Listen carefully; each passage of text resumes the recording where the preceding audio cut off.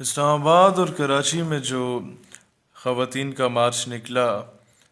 جس میں جسم فروشی کے نعرے لگائے گئے، جس میں خود کو ننگا سر عام پھرنے کے نعرے لگائے گئے اور اس سے ملتی جلتی باتیں کی گئی تھیں، اس کے پیچھے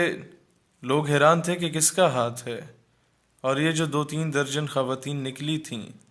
اور جو چاہتی ہیں کہ ہم برہنہ حالت میں سڑکوں پہ پھریں اور ہمیں کوئی کچھ نہ کہے، اس کے پیچھے کون تھا؟ ایک طویل ریسرچ کرنے کے بعد معلوم ہوتا ہے کہ اس کے پیچھے وہی ہاتھ ہے جو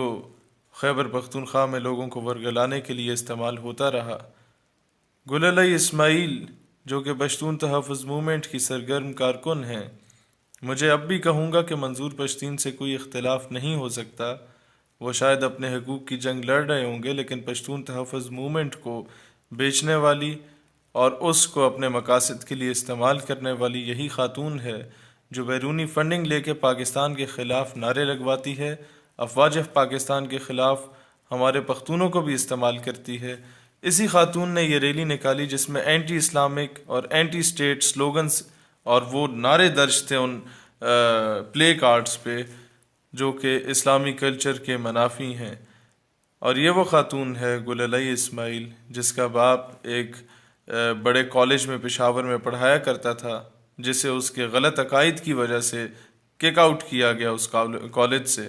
اور پھر ثوابی کی یہ خاتون پھر گئی اور ملالہ کی رائٹ ہینڈ ہے، یہ ملالہ کا باپ ضیاء الدین اس کو فنڈنگ کرتا ہے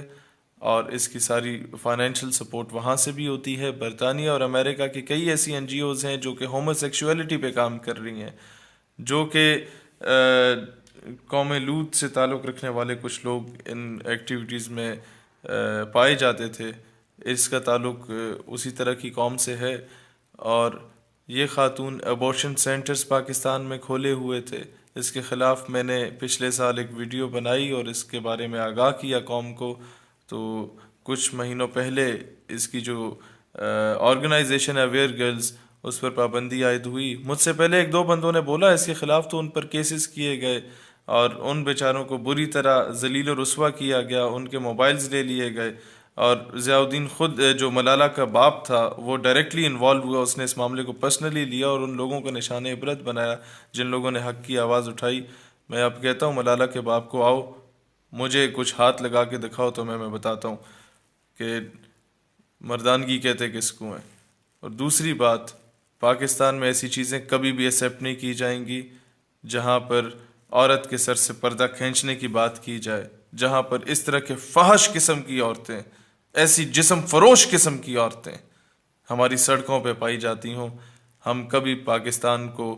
ریاست مدینہ سے قندیل بلوچ کی ریاست نہیں بنانے دینا چاہیں گے، نہ ہی اس ملک کو جسے ریاست مدینہ بنانے کے دعوے کیے جا رہے ہیں، اس ملک کو ہم کبھی بھی ریاست آسمہ جہانگیر صاحبہ نہیں بنانے کی کوشش کریں گے، نہ ہی ہم اجازت دیں گے کہ مشل خان جیسے لچے لفنگے یہاں پر سڑکوں پہ پھر رہے ہوں، نہ ہی ہم اجازت دیں گے کہ ملالہ جیسے وہ لوگ جو تہمت لگا کے